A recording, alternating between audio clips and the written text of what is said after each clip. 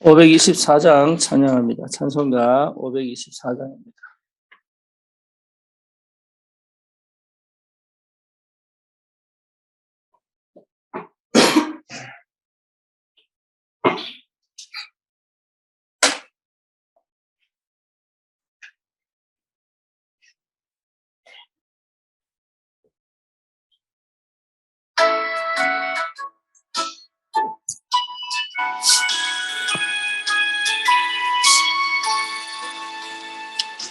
갈 길을 밝히 보이시니 그 앞에 빨리 나갑시다.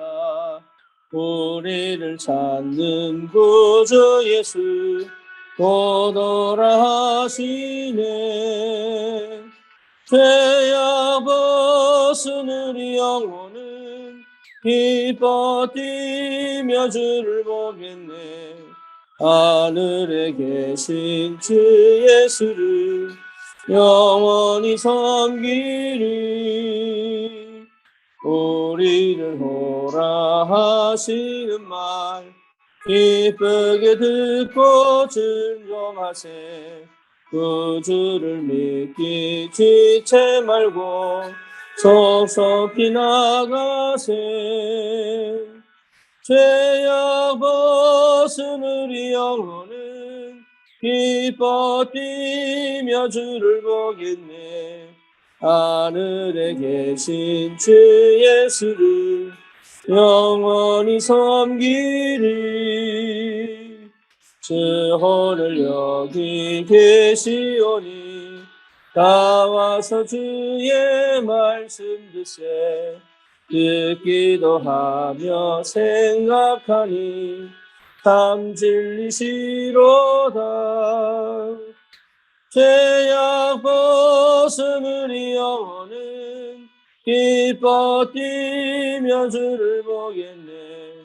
하늘에 계신 주 예수를 영원히 섬기리. 신앙 고백합니다. 전능하사 천지를 만드신 하나님 아버지를 내가 믿사오며 그의 아들 우리 주 예수 그리스도를 믿사오니 이는 성령으로 잉태하사 동정녀 마리아에게 나시고 본디오 빌라도에게 고난을 받으사 십자가에 못 박혀 죽으시고 장사한 지 사흘 만에 죽은 자 가운데서 다시 살아나시며 하늘로서 전능하신 하나님 우편에 앉아 계시다가 저리로서 산 자와 죽은 자를 심판하러 오시리라. 성령을 믿사오며 거룩한 공예와 성도와 서로 교통하는 것과 죄를 사하여 주시는 것과 몸이 다시 사는 것과 영원히 사는 것을 믿사옵나이다. 아멘. 하나님 말씀 마태복음 14장입니다.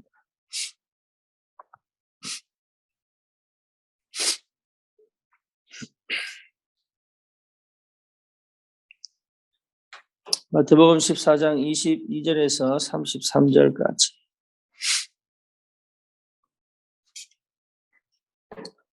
예수께서 즉시 제자들을 제촉하사 자기가 무리를 보내는 동안에 배를 타고 앞서 건너편으로 가게 하시고 무리를 보내신 후에 기도하러 따로 산에 올라가시니라. 저울매 거기 혼자 계시더니 배가 이미 육지에서 술이나 떠나서 바람이 거스름으로 물결로 말미암아 고난을 당하더라. 밤 사경에 예수께서 바다 위로 걸어서 제자들에게 오시니 제자들이 그가 바다 위로 걸어오심을 보고 놀라 유령이라 하며 무서워하며 소리 지르거늘 예수께서 즉시 이르시되 안심하라. 나니 두려워하지 말라.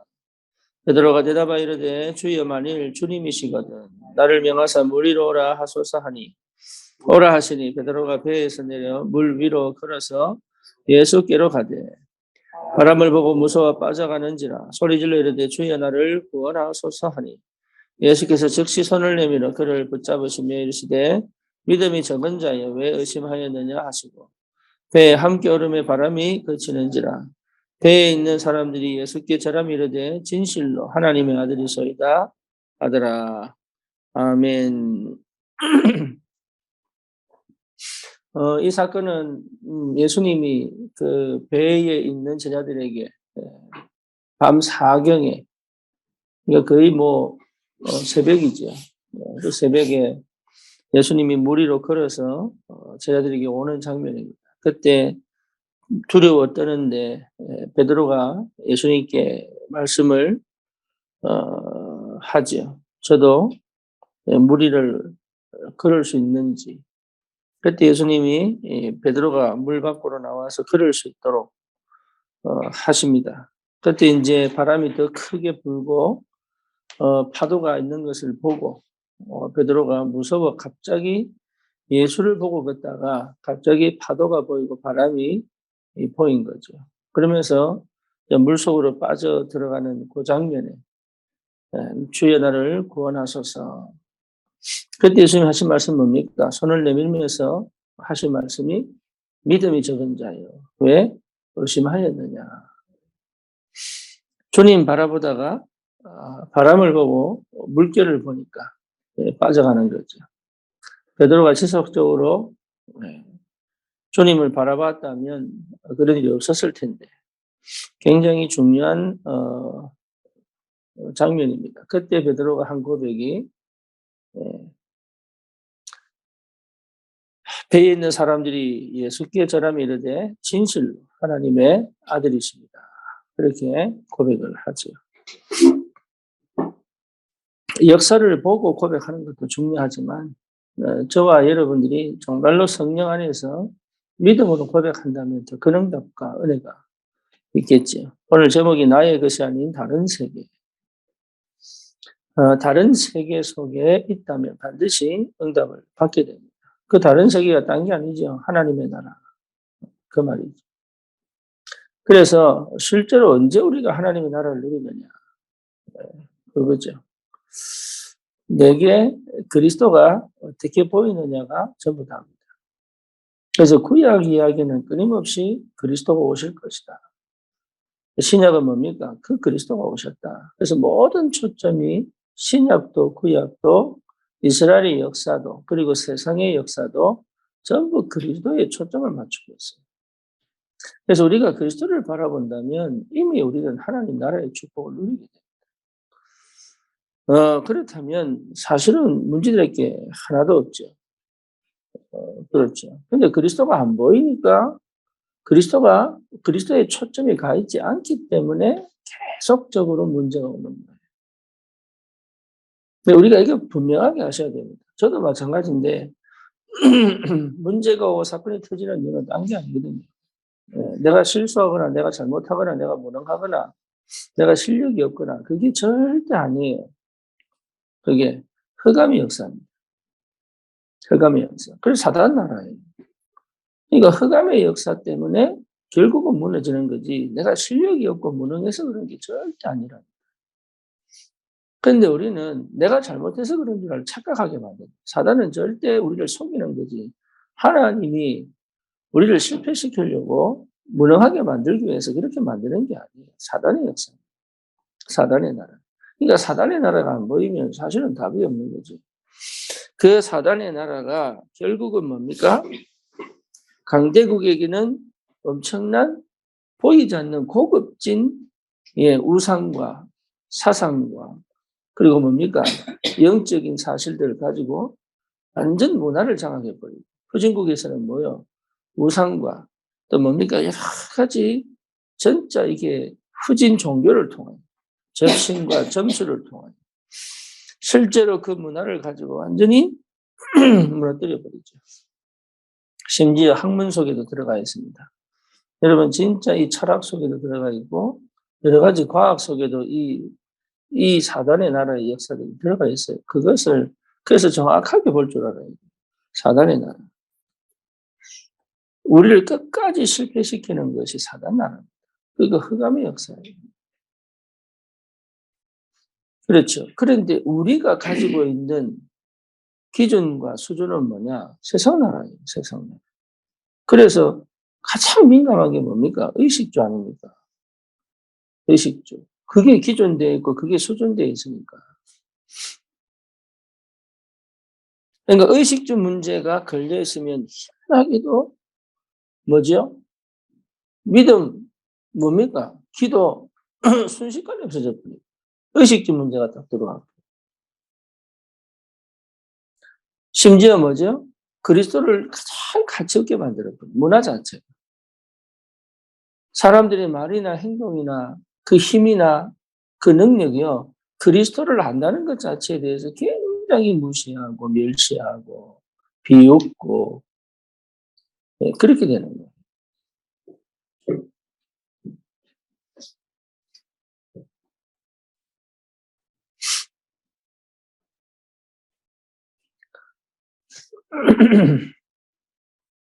그러니까 자기도 모르게 세상 나라의 그런 기준과 수준을 가지고 이 엄청난 복음의 능력과 비밀을 나도 모르게 자꾸 잃어버린다. 주님만 바라보면 되는데 바람을 보고 물을 보니까 갑자기 무서워져가지고 그러니까 가장 민감하게 생각하는 의식주 문제에 완전히 사로잡혀가지고 창세기 3장, 6장, 11장의 근원적인 체질들 가지고 실제로 뭘 가장 희미하게 만듭니까? 그리스도를 희미하게 만듭니다. 사단은 이미 영적인 부분, 정서적인 부분, 정신적인 부분을 다 장악해버렸고 세상 나라는 우리의 눈에 보이는 것들을 통해 가지고 진짜 중요한 그리스도를 계속 희미하게 만듭니다. 그러니 내가 그 속에 있다면 절대로 응답을 받을 수가 없다. 그래서 우리 주님께서 그리스도로 오셨어요. 우리 안에 내주하시고 우리의 모든 과거를 끝내시고 이제는 진짜로 성령께서 친히 역사하사 하나님 나라의 비밀을 실제로 회복하고 누릴 수 있도록 그렇게 인도해 가신다. 그래서 이 아침에 여러분 마음을 가라앉히고 복잡하게 생각하지 마시고 뭐죠? 내가 정말로 이 그리스도를 어떻게 알고 있냐? 나는 그리스도가 얼마큼 친하냐? 그렇죠. 그리고 주님 앞에 내가 진심으로 한마디 한마디 고백을 드린다면 주의 성령은 역사하시게 됩니다.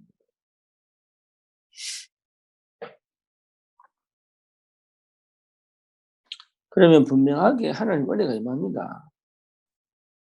예. 하나님의 역사가 시작된다니까. 차분하게, 내 마음을 차분하게 만들어 놓고, 뭔가 응답을 받거나, 뭔가 힘을 얻거나 노력하지 말고, 차분하게, 주님과 정말로 그리스도와 함께 역사하시는 그 하나님의 성령의 역사를 내가 뭡니까? 인정하고 받아들이고 믿고, 차분하게 주님께 내가 대면하여 기도한다면, 하나님은 역사하시게 되어 있다. 어제 말씀처럼 내 마음을 열어서 두렵고 불안한 그 상태가 아닌 염려와 근심의 그 상태가 아닌 그렇잖아요. 그 영적 상태가 아닌 어떤 상태로 주님을 믿는 그 믿음의 상태로 나를 완전히 바꾸어서 정말로 주님 앞에 설 수 있다면 하나님은 역사하시게 되어 있다.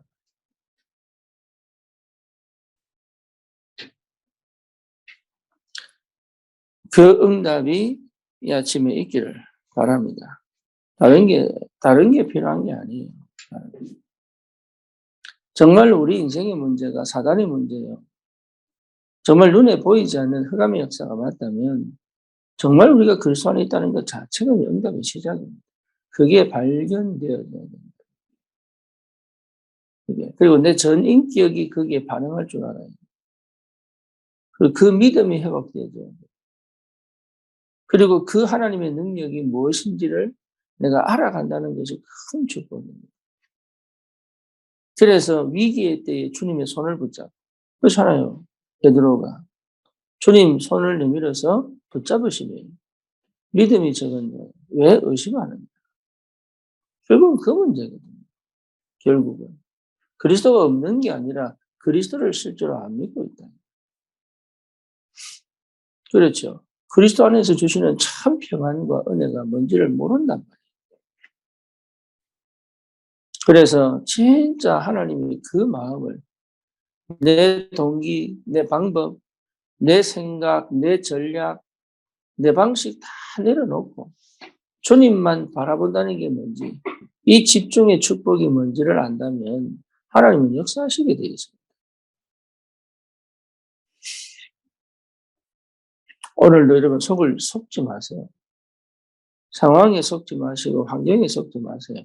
하나님의 계획과 뜻이 분명히 있고요. 문제와 사건은 오히려 그리스도를 발견하게 하고 기도의 비밀을 체험하게 만드는 굉장히 중요한 시간표입니다. 우리 인생을 완전하게 하시는 하나님께서, 우리 형편을 완전하게 하시는 하나님께서 멀리 계신 것이 아니고 나와 함께 계시고 내 안에 계신다. 하늘에서 두고 보시는 우리 하나님이 내 인생의 모든 걸음걸음에 뭐가 걸림돌이 있는지, 뭐에 어디가 막혀 있는지 알고 계신답니다. 여러분, 미로로 들어가면은 안에 있는 사람은 길 몰라요. 근데 그 미로 위에서 보면 길이 어딘지 안다니까. 하나님을 알고 계시는 거예요. 그러니까 성령님도 받고 말씀 따라가면 분명히 길이 있는데, 성령의 역사를 따라 응답을 누리면서 가면 분명히 길이 있는데, 그렇죠. 제가 미국에서 이 사건을 통해서 그 교회에서 이제, 예, 완전히 뭐 사역을 스탑시키고, 그리고 목사님이 한국 나가라. 이제 이렇게 얘기를 할 때, 그거 진짜 여러분, 이게 얼마나 수치스러운지 몰라요.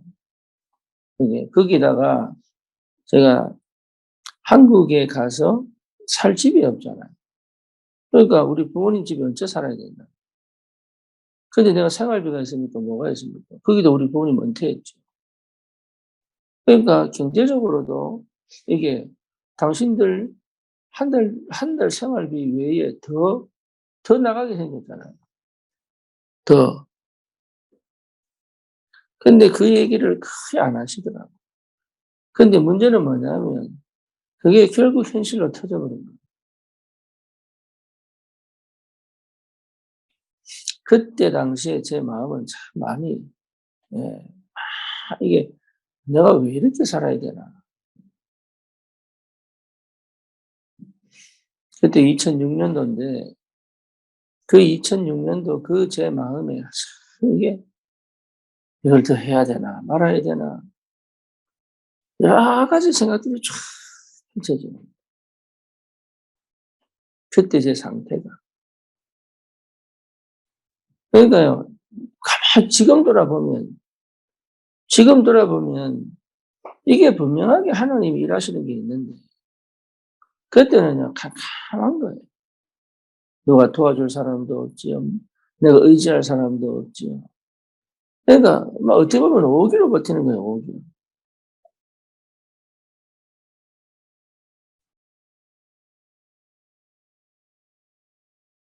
근데 그 과정 속에서 하나님께서 저에게 많은 걸 깨닫게 하셨어요. 많은 걸. 사람은 어려움을 당해봐야 됩니다. 사람은 문제를 당해봐야 됩니다. 사람은 정말로 내가 어디 숨을 곳이 없을 만큼 나도 모르게 내가 그동안 나도 모르게 내세웠던 내 자존심 무너져 봐야 됩니다. 그렇죠. 성경의 인물들이 한 명도 그거 안 해본 사람이 없습니다. 하나님의 사람들이 그거 안 해본 사람들이 없다니까요. 그 자존심 상한다고 자살한 사람도 있습니다. 그렇죠. 자기 명예 지킨다고 스스로 목숨 끊는 사람도 있다니까. 그 별거 아닌데.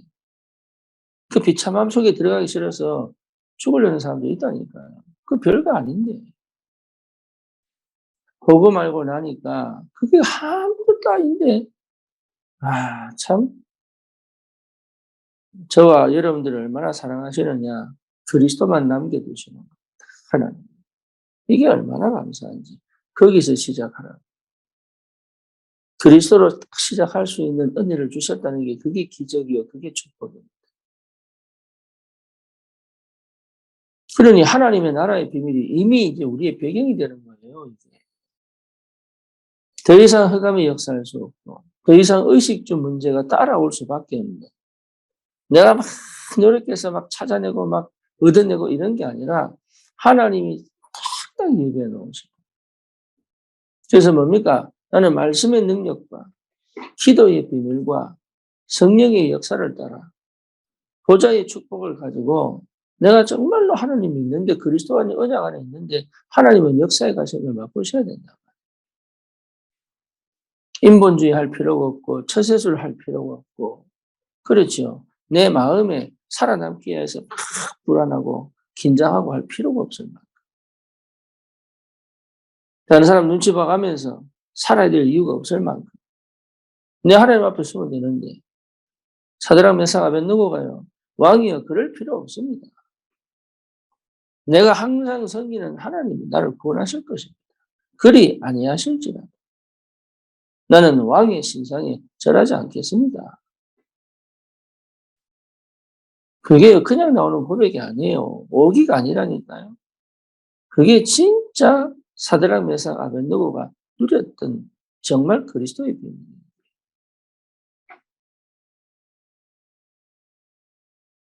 여러분 절대 망하지 않거든요.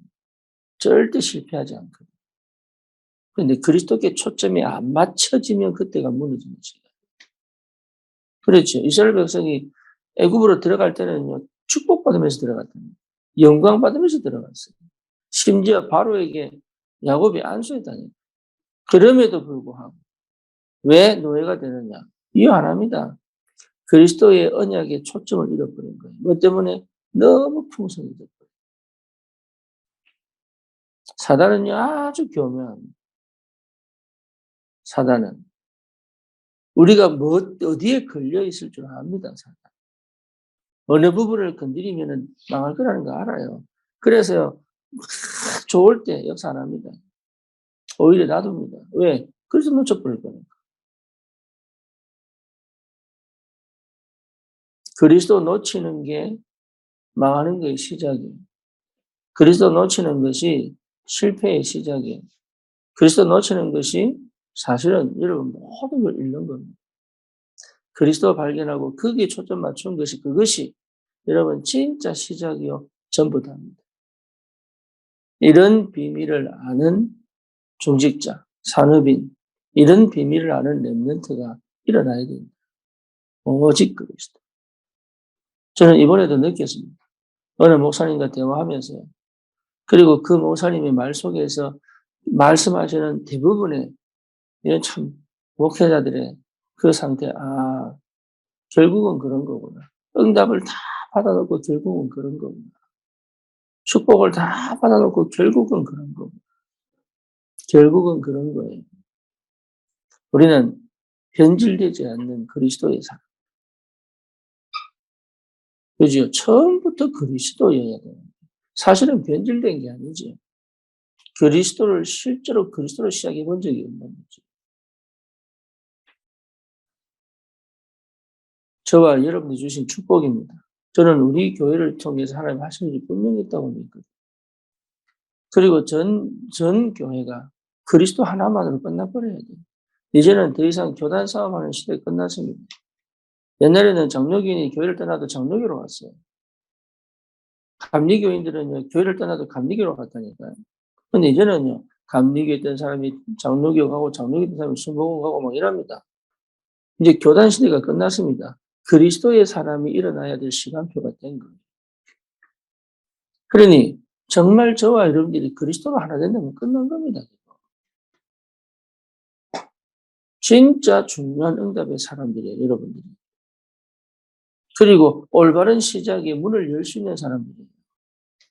그걸 사단이 가장 싫어하고 세상이 놀란다. 그래서 세상이 감당치 못하는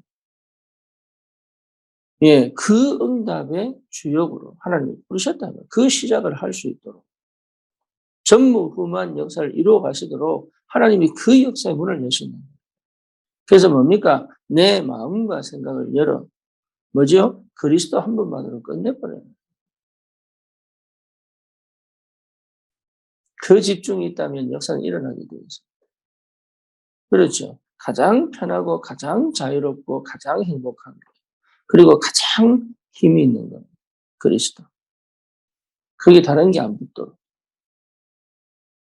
오늘도 이 축복을 여러분 누리시고 정말로 내 있는 현장에 그리스도의 능력이 역사하시는 그 비밀을 체험하고 현장을 정복하는 전도자의 축복이 있기를 주님의 이름으로 축원합니다. 살아계신 하나님 감사합니다. 우리에게 그리스도를 알게 하시고 깨닫게 하신 것 감사합니다. 이제는 그리스도께 방향 맞추고 초점을 맞추고 그리스도 한 분만으로 모든 것을 체험하고 누릴 수 있도록 하나님의 성령이 역사하여 주시옵소서. 예수 그리스도 이름으로 기도드립니다. 아멘.